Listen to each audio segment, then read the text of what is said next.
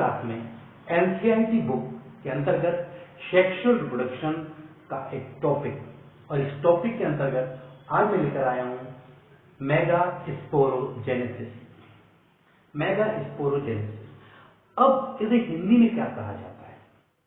Megasporogenesis, इसका नाम होगा गुरु बीजाणु जनन। ठीक है, गुरु बीजाणु। अब बात आती है यहां पे कि ये जो गुरु बीजाणु है,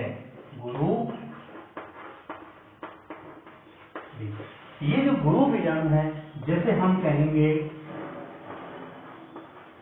मेगास्पोर कहेंगे हम, ठीक है, ये मेगास्पोर। और एक बात आपको ध्यान रखना है कि जब भी आप देखें कि जेनेसिस ये शब्द आता है, जेनेसिस का मतलब होता है कि उस चीज का जन्म होना। जेनेसिस के पहले यदि कोई चीज है तो उसका जन्म होना। जैसे कि यदि हम कहें गैमेटोजेनेसिस, मतलब ये एक ऐसी प्रोसेस है जिसमें गैमेट यानी युग्मक का निर्माण होता है। ठीक है, युग्मक जनन इसे कहेंगे गैमेट है, और जेनेसिस शब्द जोड़ दिया हमने तो गैमेटोजेनेसिस। ऐसे ही एक फ्लावर में आप जानते हैं कि फ्लावर में जो मादा युग्मक होते हैं वो कहां होते हैं, तो इसके लिए आप पढ़ेंगे कार्पेल। एक मिनट आपको सबसे पहले लेकर चलूंगा कार्पेल। तो कार्पेल क्या होता है आप जानते हैं? कार्पेल कुछ इस तरह की एक रचना है।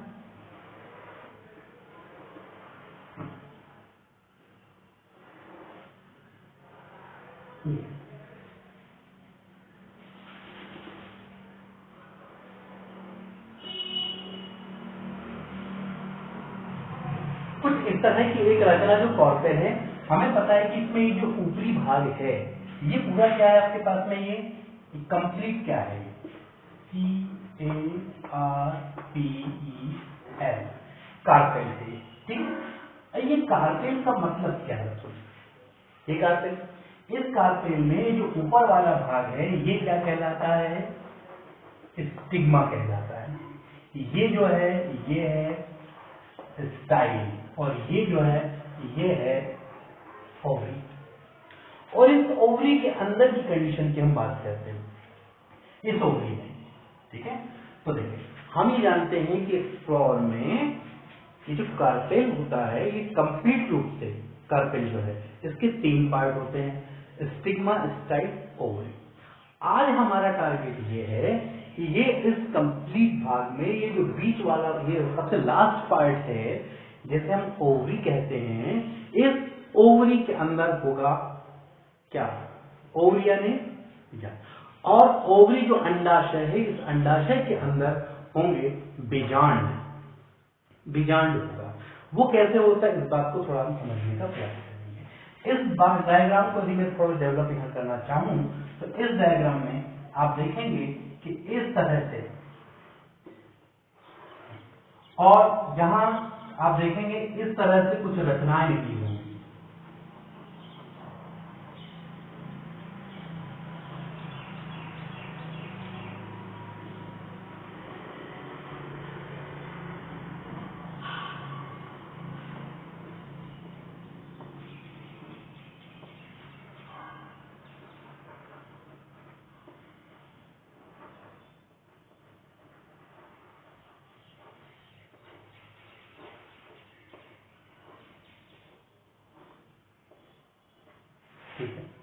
तो आप यहां पर आप देख रहे हैं कि ये जो अंडाशय है, इस अंडाशय में ये जो पट है ना, इसकी सहायता से आपको ये जो छोटे छोटे आकार दिख रहे हैं, ये छोटे छोटे आकार, ये जो है ये पर्टिकुलर एक क्या है, ओव्यूल है।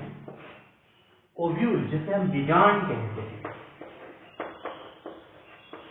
बीजांड कहते हैं।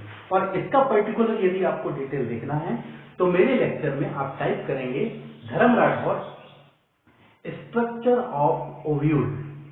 इस वीडियो को भी आप देखेंगे तो पर्टिकुलर इसका आपको काफी डेवलप मिल जाएगा, और वो दोनों ही तरीकों से बनाया हुआ है। सामान्य आपका 12th बोर्ड के लिए भी, और साथ ये कॉम्पिटिशन एग्जाम के नजरिए से भी बनाया गया है। तो आज हम जो लेके चल रहे हैं आपको मेगास्पोरोजेनेसिस, तो उसमें आपको बेसिक मालूम होना बहुत आवश्यक है। बहुत से बच्चे होते हैं जो इसे रटने बैठ जाते हैं, और इस वीडियो के माध्यम से मैं चाहता हूं कि आप उसको न रटें, आप समझने का प्रयास करें कि मेगास्पोरोजेनेसिस क्या है, लेकिन उसके लिए आपको उसकी जड़ पता होना चाहिए, रूट कहाँ से वो स्टार्ट हुआ है।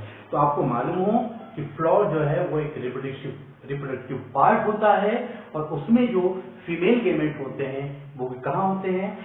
ये कार्पेल एक कंप्लीट रचना है, इसमें सबसे जो इसका अग्रभाग है इसे स्टिग्मा वर्टिकाग्र कहते हैं, इस पतली नली को हम स्टाइल वर्टिका कहते हैं, और जबकि नीचे जो फूला हुआ भाग है ओवरी यानी ये अंडाशय कहलाता है। और इस अंडाशय के अंतर्गत पूरी कहानी लेके चले, इस अंडाशय के अंतर्गत कुछ इस प्रकार की रचना होती है, और इस रचना में ये जो भाग बनाए गए हैं ये ओव्यूल यानी बीजांड कहलाते हैं। और बीजांड के अंतर्गत कैसे एक फीमेल गैमेट यानी गुरु बीजाणु का जनन होता है, इसे भी हम दो भागों में विभाजित करेंगे। सबसे पहले तो हम देखेंगे गुरु बीजाणु जनन, ठीक है, जिसे हम मेगास्पोरोजेनेसिस कहेंगे, और उस मेगास्पोरोजेनेसिस से ही जुड़ा हुआ रहेगा फीमेल गैमेटोजेनेसिस। देखिए इसमें आप थोड़ा पहले कंफ्यूजन दूर कर लें। इसमें फर्स्ट पार्ट में मैं आपको पढ़ाऊंगा कि किस तरह से ओव्यूल जो बीजांड है, इस बीजांड में किस तरीके से मेगास्पोर गुरु बीजाणु, ठीक है, गुरु बीजाणु किस प्रकार उत्पन्न होते हैं पहले ये बताऊंगा। तो चूंकि गुरु बीजाणु के जन्म को बताना है तो उस प्रोसेस को हम कहेंगे गुरु बीजाणु जनन, जैसे इंग्लिश में कहा जाएगा मेगास्पोरोजेनेसिस, ठीक है। ये कंप्लीट हो जाने के बाद मैं आपको बताऊंगा कि किस तरह से इस मेगास्पोर की सहायता से कैसे फीमेल गैमेट का निर्माण होगा, और उस प्रोसेस का नाम होगा गैमेटोजेनेसिस, ठीक है। तो यहाँ दो भाग है, इसमें आपको मैं फर्स्ट पार्ट लेकर चलता हूँ। तो आप ध्यान रखें कि ये पूरी सारी प्रोसेस कहाँ होनी है, ओव्यूल में। और आपने देखा है ये जो ओव्यूल है, ओव्यूल यहाँ एक व्रंत से जुड़ी हुई है। आप ये जो डंडी देख रहे हैं, ये डंडी क्या है आपके पास, बीजांड का व्रंत है। जैसे किसी को पकड़ना हो तो उसके लिए डंठल होना, जैसे पुष्प होता, पुष्प फ्लावर को नीचे पकड़ते एक डंठल होती है, तो चूंकि पुष्प की वो डंठल है ना, अच्छी भाषा में इसको पुष्प व्रंत कहेंगे। पत्ती की भी एक डंठल होती है, अगर पत्ती की डंठल है वो पकड़ने की तो आप उसको पर्ण व्रंत कहेंगे। ऐसे यहाँ बीजांड के लिए भी ये भाग निकली हुई है रचना, इसे हम बीजांड व्रंत कहेंगे, ठीक है। तो आप इस बात को समझ चुके हैं कि बीजांड व्रंत क्या है। इस बीजांड व्रंत को इंग्लिश में फ्यूनिकल के नाम से जाना जाता है। अब हम देखेंगे बीजांड की रचना।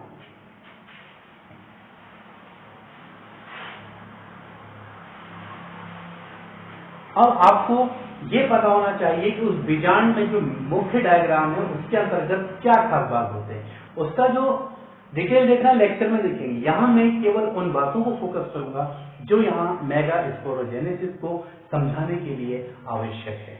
आपको रटना नहीं है, मैं जिस तरीके से लेकर चल रहा हूँ आपको बिल्कुल उस तरह की पूरी कहानी बनाकर चलना है, ठीक है। तो अभी तक आपने समझा कि एक फ्लोर में कार्पेल होगा,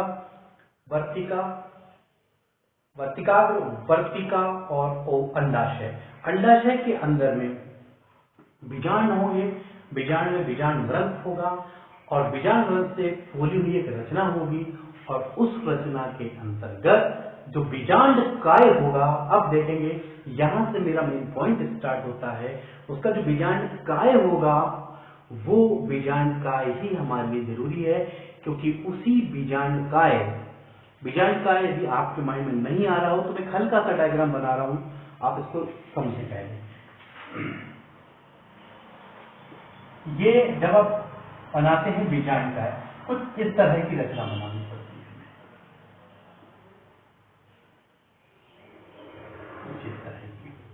आप थोड़ा सा देखते हैं, कुछ इस तरह की रचना, कुछ इस तरह से, ठीक है। और यहाँ भी कुछ इस तरह से आप रचना बनाएंगे। यहाँ जो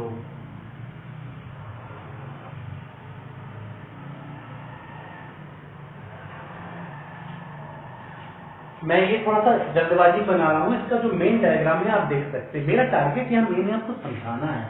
तो यहाँ बात को समझना थी कि ये जो भाग है ये वाला जो भाग है रेड वाला, ठीक है, ये तो आपका एम्ब्रायो सेक होता है, ठीक है, ये एम्ब्रायो सेक होता है। लेकिन इसके चारों ओर जो भाग होगा ये वाला भाग, इसके चारों ये जो भाग होगा ये भाग, यहाँ पर ये वाला ग्रीन ये जो ग्रीन कर रहा हूं मैं, ये भाग होता है बीजांड। देखिए ये जो बीच वाला भाग है वो है बीजांड, ठीक है, ये बीच वाला क्या है, ये बीजांड। लेकिन यहाँ बीजांड काय का मतलब होता है शरीर से, बाहरी शरीर की बात आती है। तो इस बीजांड के चारों ओर जो भाग ये बना हुआ है ये है बीजांड। ये जो भाग बना होगा ये आपके लिए कहलाएगा बीजांड काय। इसे हम कहते हैं न्यूसेलस। अब हमारे मेगा स्पोर की सारी प्रोसेस यहीं से स्टार्ट होती है। अब मैं आपको लेकर चलता हूं मेगा स्पोरोजेनेसिस। तो मेगा स्पोरोजेनेसिस एक विधि है जिसके द्वारा मेगा स्पोर का जनन होता है, मेगा स्पोर का निर्माण होता है। इस विधि में सबसे पहले हमें ये समझना है कि आखिरकार ये विधि प्रारंभ कहां से होती है। तो मैं आपको बताना चाहूंगा कि ये विधि प्रारंभ होती है बीजांड काय से। बीजांड काय का मतलब आप समझ रहे हैं, ये बीजांड के चारों ओर जो कोशिकाएं हैं का जो घेरा है वो कहलाता है बीजांड काय। इंग्लिश में कहा जाता है न्यूसेलस। और ये न्यूसेलस में आप पढ़ रहे हैं कि न्यूसेलस के बाह्य त्वचा। तो मैंने अब एक न्यूसेलस का एक छोटा सा डायग्राम आपके सामने बना रखा है, आप देख रहे हैं। तो जब एक यंग न्यूसेलस जब होता है तो ऐसी स्थिति में ये जो बाहर की कोशिकाएं, ये बाहर वाली, ये बाहरी क्या है, ये बाहर का ये तो आवरण है, अध्यावरण कहलाएगा। इसे इंग्लिश में इंटीगुमेंट कहेंगे, हिंदी में इसे अध्यावरण कहेंगे, इसे हम कहेंगे अध्यावरण, ठीक है। अध्यावरण मतलब चारों की बाह्य परत है। इस बाह्य परत में ये जो बाह्य परत है उसमें यदि हम एक ये सेल देखें, ये जो रेड कलर से बनाई हुई सेल है, एक कोशिका ऐसी होती है जो आकार में बढ़ने लगती है, अंदर का जो उसका साइटोप्लाज्म कोशिका द्रव वो गाढ़ा होने लगता है, थोड़ी आकार में ये लंबी होने लगती है, ठीक है। और ये जो ग्रोथ करती है, आकार में बड़ी हो रही है, इसका अपना एक नाम होता है और इसका नाम है आर्कीस्पोरियल सेल। इस सेल को कहा जाता है, इसी सेल को कहा जाता है आर्कीस्पोरियल सेल। देख रहे हैं न्यूसेलस के बाह्य त्वचा के माइक्रोपाइल क्षेत्र की एक कोशिका आकार में बड़ी और स्पष्ट हो जाती है और इसे हम आर्कीस्पोरियल सेल कहते हैं। और इस आर्कीस्पोरियल सेल में अब जो है वो पैराक्लिनिकली डिवाइडेशन होगा। अब इनमें क्या होगा, क्या होने वाला देखिए आप, पैराक्लिनिकली डिवाइड होंगी। अब पैराक्लिनिकली डिवाइड का मतलब क्या होता है, जब एक सेल इस तरह से हो और बीच से ऐसे कट के दो भागों में बढ़ जाए उसे कहते हैं पैराक्लिनिकली डिवाइडेशन, ठीक है। अब यहाँ हम देखते हैं जब इसका डिवाइडेशन होगा तो ये आकार में थोड़ी लंबी हो जाएगी, बीच से एक रेखा आएगी और कितने भागों में बढ़ जाएगी, दो भागों में बढ़ जाएगी, जिसे हम देखते हैं अपने अगले डायग्राम पे।